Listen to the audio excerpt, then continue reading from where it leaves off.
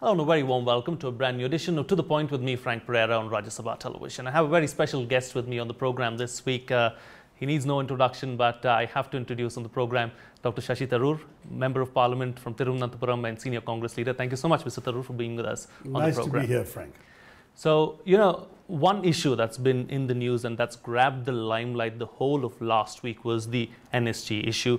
And the Congress was very critical in the way the government approached the issue and handled the entire issue surrounding NSG. So why was the Congress so critical of everything that happened? Well, I'd say there were a couple of flaws in the government's approach. First of all, that they made such a big deal out of this. It was highly contestable. What we had wanted from the NSG, the principal thing, was the waiver we got in 2008. Membership was a desirable icing on the cake, but it was not the main cake. Then the government managed to sort of spin on background that it was all about to happen. Having made it a prestige issue, they called in a number of journalists and told them it was going to happen in Seoul, that China was not an obstacle, that China was on board, all other countries were on board. The Prime Minister had traveled to various countries and carried the day, and they were all going to support him and so on. And then it turned out they were completely wrong. They had misread the tea leaves. Some of the very countries the Prime Minister had spoken to expressed considerable reservations in Seoul, and of course China obstructed it quite bluntly. So it was there was a loss egg in the of face on the government, you would say. And but what went wrong, Dr. Tharoor? I mean, how could we have handled the situation differently? Well, first of all, as I said, we don't think this was a necessary thing for us to put so much of national prestige and effort behind. I think what we should have done was say that the NSG's main requirement, as far as we are concerned, has been accomplished. It would be nice to be a member, but we will try and work gently until we've made sure that all the chips have fallen in the right places. And only when the situation is ripe and without too much of tom-tomming, we go ahead and get it done. When you elevate an issue to this degree of media visibility, you are either 100% sure you're going to get your way, or you're going to end up with egg on your face, and egg on your face is what the government has got. After what has happened with the NSG, do you think that we should relook our China policy and, look at China differently and engage China differently? Look, we can't wish away our neighbors, right? The Chinese happen to be our biggest neighbor by far. They're also a country with which we have very, very major trade relations, about $70 billion a year. They're a country with which we fought a war just 5 decades ago, and they're a country with which we still have the world's longest unresolved frontier dispute. So China is a reality we can't get away from. This is part of our foreign policy orientation to the world. They are sitting right there where they are across the Himalayas, and at the same time, they are a country with which confrontation is something that would be foolish for us to engage in. That doesn't mean we sell or mortgage our self-respect. We have to see what our strengths are. We have to understand what their strengths are. We have to choose the grounds on which we can cooperate. I'm personally a bit surprised that we haven't explored more constructive areas of cooperation with them.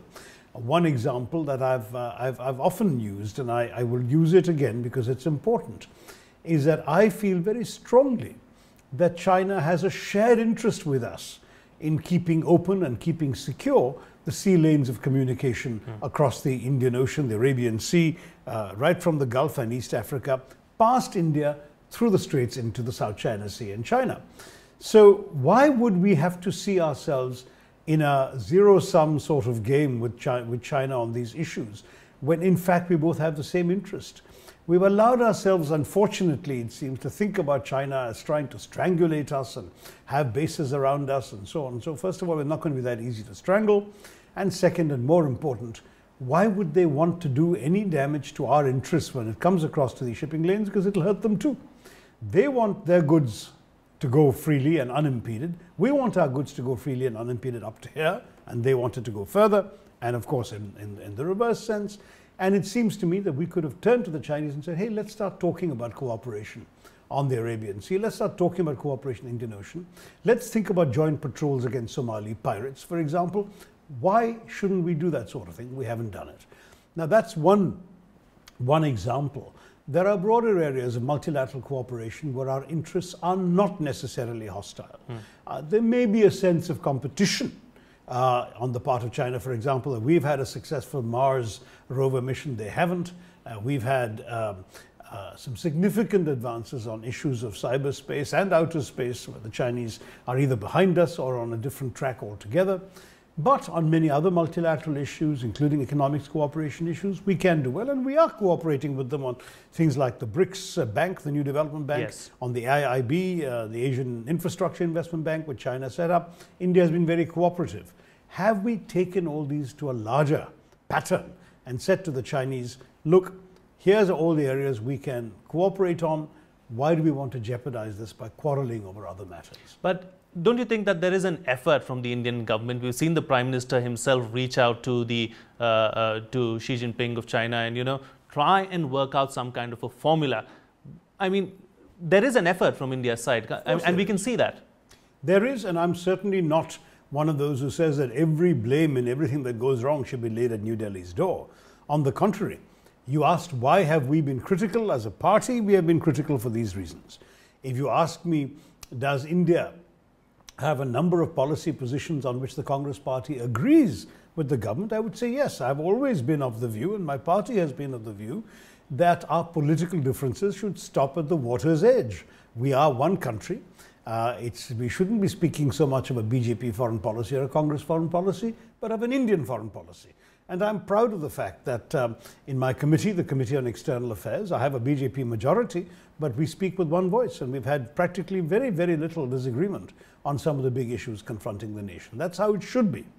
But in politics, there is always legitimate ground for criticism. And I must admit that part of the duty of the opposition is to point out when the government goes wrong. Indeed. That is meant in a constructive spirit and not in an anti-national spirit, to use that phrase that has become so popular in recent months.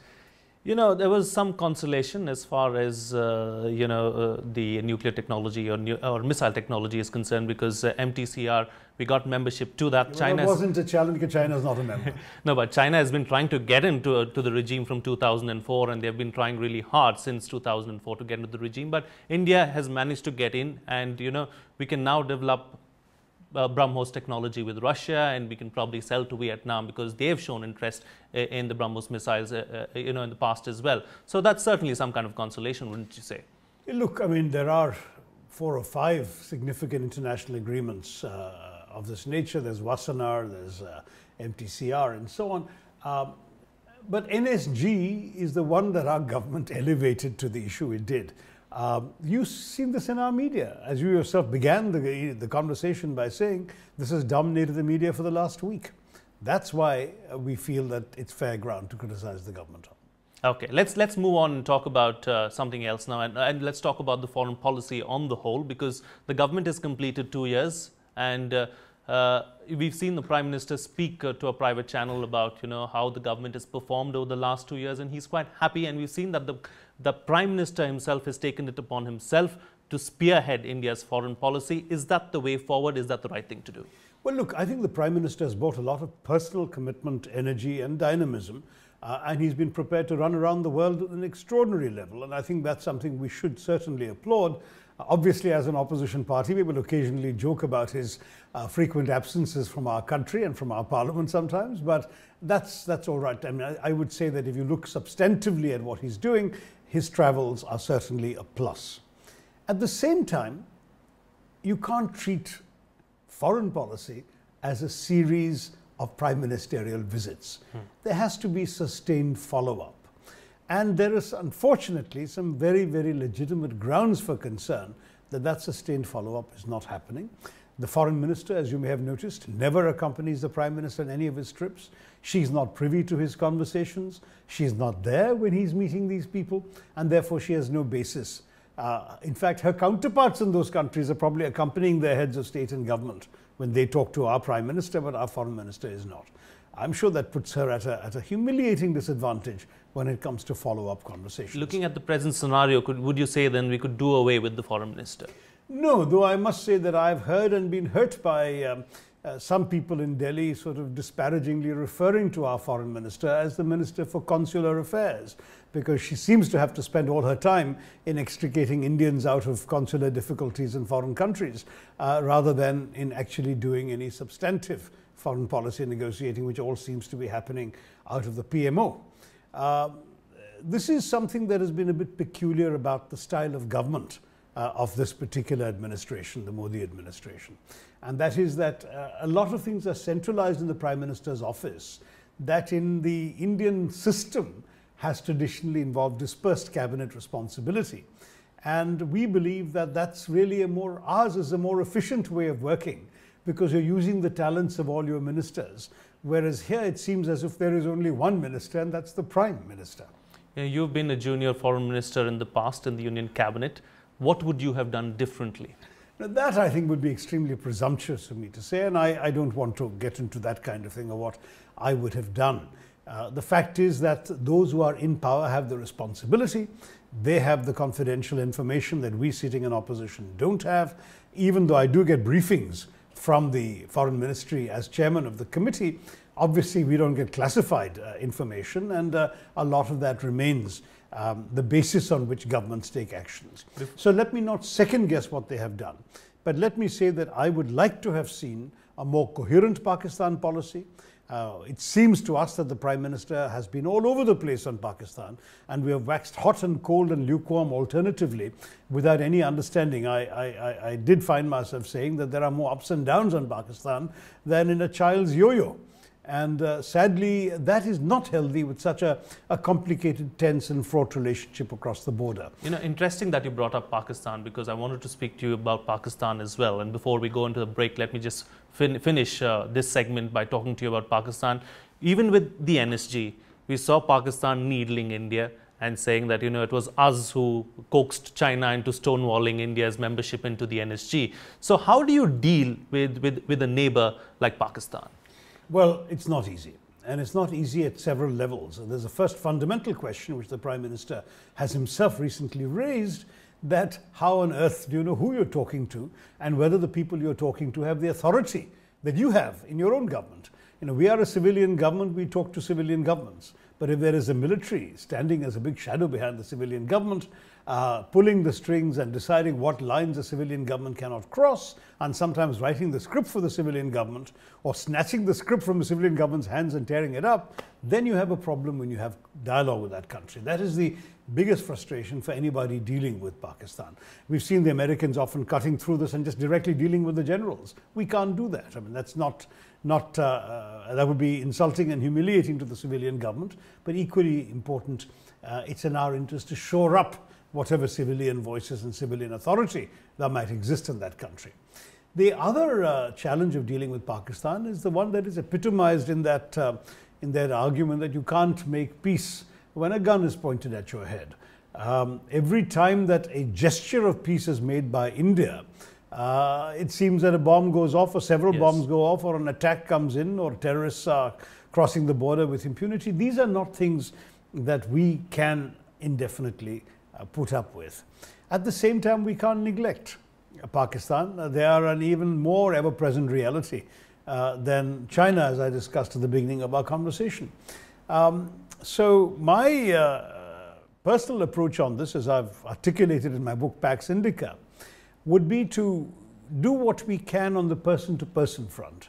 That is, open up the space for person-to-person contact, be more generous with visas, for example, than they are. I don't buy the argument that will encourage terrorists, because none of the terrorists who have come to us applied for visas first. They came through other routes, including the ones of 2611. I think the ones who apply for visas are people who, by and large, have an interest in India, and in many cases will go away with enhanced goodwill about India, as I've seen in many, many Pakistanis. I'm yet to meet a Pakistani who's visited India and gone away hating us. They tend to be enamored of this country once they come here. We should open up that space. We should open up everything we can. Trade, commerce. I would even trade with these military-owned companies that are so influential in the Pakistani economy. Indeed. My argument is, let us broaden the space for peace and create more vested interests in peace. Indeed. In order to make it more and more difficult for that space to be narrowed and destroyed by the enemies of peace who are very much present in the armed establishment and the non-state actors, as they are called, that Pakistan seems to generate in large number. It remains to be seen what the government does with Pakistan and how it deals with Pakistan. But on that note, we'll slip into a short break. On the other side, Dr. Tharoor will talk about the Congress party and where it is headed. Time for a short break now, but we'll be right back.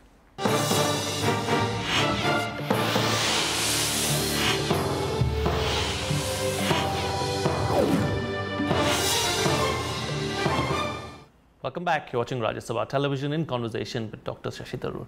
Dr. Tharoor, the Congress party seems to be a sinking ship at the moment. You know, you're just holding on to one large state of Karnataka. The bastions or the strongholds of the Congress seem to be going away from the Congress and into the hands of the BJP. Look, this is the kind of, statement that led Mark Twain to say that having read an obituary about himself, he said, reports of my death are exaggerated because he was still alive. And I would say the same about the Congress party. In politics, as we know from previous experience, the fortunes of political parties are cyclical. Things go up and down. The Congress has had downs before, not as bad as it has right now. Exactly, not this as bad is the West, as it, yes. But there's always different stages, as it were, for good news and bad news. One can point to the present ruling party. How long ago was it that there were 2 members of the Rajya Sabha, of the Lok Sabha? We are in fact 45, so we're actually going to be leaping up from a bigger platform than they did when they rose. I would say that let's not get too carried away. There are various factors. State elections, genuinely, it seems to me anyway, are governed far more by local issues. And those local issues will vary from time to time, including patterns of anti-incumbency, including specific factors that do not necessarily dominate the minds of the same voters when they're looking at the general election. So for all of these reasons, there will be ups and downs. We are indeed ruling Karnataka and have just lost Kerala and Assam, but I would not at all be surprised to see us coming back in a number of states where we lost the last time around. If I were the Chief Minister of Rajasthan, I would not be sitting too comfortably in my chair, for example. I think that Madhya Pradesh, in the wake of the Vyapam scam, should really worry about the Congress upending the BJP government there. I don't think that the people of Maharashtra are doing terribly well under the present government of the BJP and the Shiv Sena, and so on and so forth. Even Mr. Narendra Modi's Gujarat, which has been seething with restiveness, could be hospitable ground to the Congress party. So let us not, after all, we surprised you all in Bihar with the Mahagathbandhan and where that went. I think we're capable of surprising the nation and certainly surprising the BJP in several more states to come. But is the Congress happy playing second fiddle to some other regional party like it's done in Bihar, or for that matter, even in Tamil Nadu? We saw that the DMK took the lead and it was the Congress was playing second fiddle. Look, we obviously would be happiest to go right back to 1952 when we won every state and won the centre. But that's not going to happen. There are political realities that change in our country, and Congress has celebrated the evolution of our democracy. We are proud of the fact that under the stewardship of successive governments, including a majority of Congress governments, let us say, that the nation has been able to evolve a very mature, complicated, but successful democracy. And in that process, yes, we've seen a number of different voices coming to the fore, which in the past were perhaps silenced by social realities, even social oppression, one might say. Politics and democracy have liberated, have given voice to the voiceless, have given the power of the ballot box to those who had numbers, therefore they have votes, but who didn't have power in our social order in the past. This is not something that the Congress can afford to be sad about. We have to adjust to that reality, and we have done so. As you said, we're an ally of a regional party in Tamil Nadu, we're an ally of a regional party in Bihar, but at the same time, we have lead status in a number of coalition arrangements in other places. We are the largest opposition party today in Bengal, which we were something that wasn't the case for the last couple of elections. We are by far the alternative government in most of the states where we're not in power. Whether it's Kerala and Assam, where we just lost power and we are the principal opposition, or in states where we lost power some time ago, like Madhya Pradesh and Orissa, we are still the principal opposition. So please don't write us off. We are the one party in this country with a truly credible national footprint. Even when we won only 44 seats in 2014, we won them everywhere.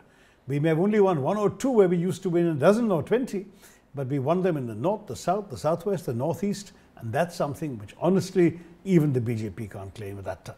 Don't start writing the obituary of the Congress party just yet, is what Dr. Tharoor is saying. But, local issues and state assembly elections aside, there are several Congress leaders who have defected from the party and have joined either regional parties or the BJP or the BJP. And we've seen that happen over a period of time. It's happening gradually. Is that something that worries you? Is that something that you're concerned about? Look, I mean, you talked about a sinking ship and you know about the rats who jump off from the sinking ship. I don't mean to insult the individuals who may have had their own reasons for the decisions they've made, but the fact is that there are people who are in politics only to enjoy the sunny side. And so if they discover that they're attached to a party that is lost, they would rather be with the party that's in power, and off they go. I must say that it's difficult for us to draw a nationwide pattern from this. If you speak of leaders, people with a credible political base and mass following, you're only talking yet about a handful of people. Talking about leaders, there are several leaders within the Congress party after what happened in the recently held state elections who called for fresh leadership, who called for a release of a breath of fresh air. Is that going to happen? When is it going to happen? So that was exactly the point I was about to make, that once these folks have left, it actually enhances the opportunity to revive and rejuvenate the party. In some ways, in every Indian party, partly because of our understandable reverence for seniority and age, the one challenge that most parties have faced is how to bring young blood into these parties. And usually once the young blood does come in, as for example in the Congress party in Kerala 40 years ago, or in Assam with the students movement 30 years ago and so on, once they come in, they stay there and they grow old and they're still perennially the leaders of the party. How do we get in people who are today what those people were 30, 40 years ago? That is a question every party faces, and we are absolutely no exception. But I would say that if you look at Kerala, for example, where we've just defeated, a majority of our MLAs are young people. And so we can be, it seems to me, a credible youthful face in Kerala. Yes, but is it time for a change at the helm? Well, I think that there is serious thought being given to changes up and down the entire structure of the party. Certainly, I'm one of those who called for a serious amount of change because I believe that we've had enough time to introspect, and now we need to shake up the party a little bit in order to be able to present a new and energetic face and voice to the public when the time comes. And who's that new and energetic face going to be? I think it's going to be an entire team and not just an individual. As an individual, I think the torch will be passed to a new generation at the head of the party, and that is going to be the present Vice President, Rahul Gandhi. But I think around him, you're going to see a lot of young people, or younger people than do you see yourself there? Alas, I seem to have passed my shelf life. I'm one of these odd people who came in after having had a full career outside politics. And therefore, I was too new to be senior at one stage, and now I'm too old to be junior and be a young face. So I'm the wrong example to take. But there will be people younger than me who will have, I think, important roles in the leadership. Indeed. And I think that many of those who have made a valuable contribution to the party should be respected for the contributions they made over the years. But at the same time, others should be given an opportunity to show what they can do. We're coming to the end of the program, and before I go, I want to talk to you about something you've done as an MP. You know, there are a couple of pending bills that you have in Parliament, and there's a bill that you want to bring in the upcoming session of Parliament as well. Would you like to speak about that? Yes, indeed. Well, you know, I've tried to move to decriminalize Section 377, which I think is an embarrassment to us as a democracy. It's about constitutional freedoms, but not about sex. However, that did not, in fact, get introduced because of the opposition of members of the ruling party. I did successfully introduce a bill on refugee and asylum law, which I think is overdue. It's a disgrace that a country with such a generous policy to refugees has not, in fact, got a law on the books. I think we need to do that.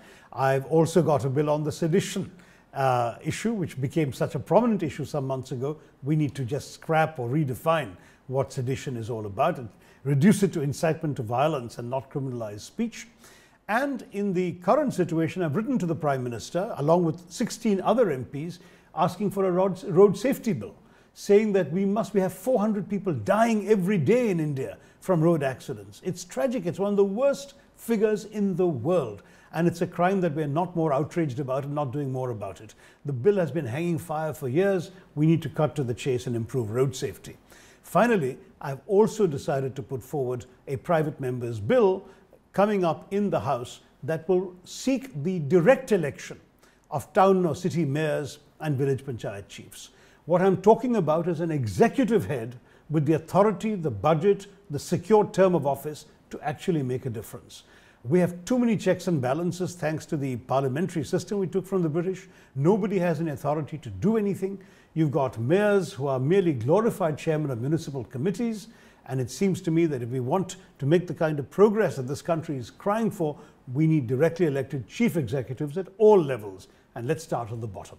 Let's hope that, some of these things actually fructify and we see some kind of forward movement in the near future. But Dr. Tharoor, before I let you go, one final question, because there's another bit of news that's been making headlines across the world, and that's Brexit and your thoughts on it.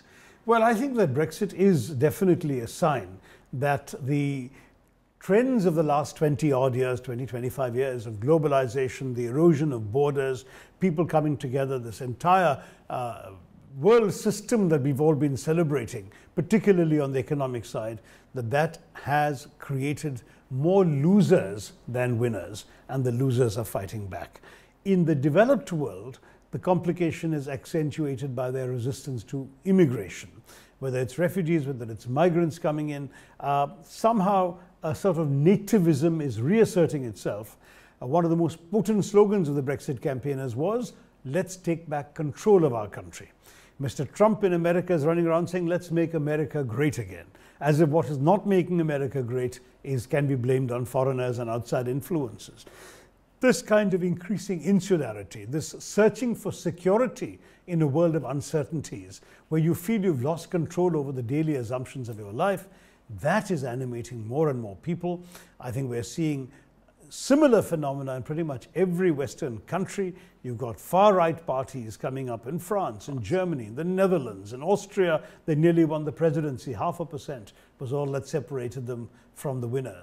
Hungary has this. So all of this happening is something the world needs to worry about, because if we go back once again into states behind walls, the last time that happened was in the 1930s. It gave us a depression and a world war. Indeed. I would not like to see that happen again. Sure. We can go on talking about all these issues and we can keep speaking, but unfortunately we've run out of time and we've come to the end of the program.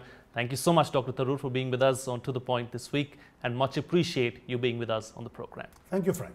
That's all the time we have. Thank you so much for watching. See you again next time.